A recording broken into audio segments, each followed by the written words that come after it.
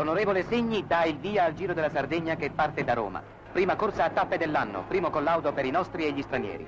Una lunga fuga di Panbianco accende un fuocherello di speranza, ma è di breve durata.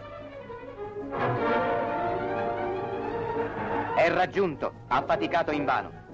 Nella bagarre finale 3 stranieri in fuga e Geminiani vince la prima tappa.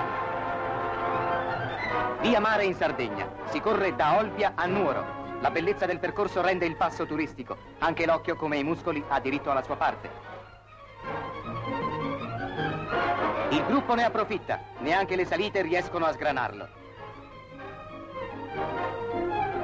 Nel finale convulso, De Filippis trova lo spunto veloce per la vittoria.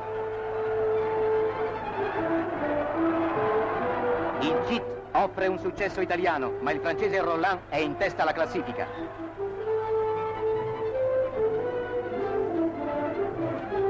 Ha rischiato il fotografo audace. Ancora i nostri a faticare lungo la corsa, ancora gli stranieri a scatenarsi. Ed è la ruota vittoriosa di Van Looy, prima a Cagliari. Quarta tappa, da Cagliari a Oristano. La cronaca registrerà piccoli drammi, scene madri della fatica. Il cielo imbronciato e l'aria fredda sono forieri di sfortuna. Sembra debbano restare tutti insieme. Poi si scatena una violenta bufera. Audaci gli italiani si buttano allo sbaraglio. È un rischio su quella strada insidiosa. Cestari ne paga lo scotto.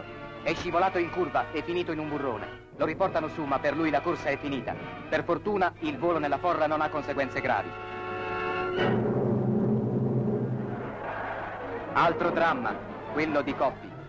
Staccato in salita, arranca per riunirsi al grosso.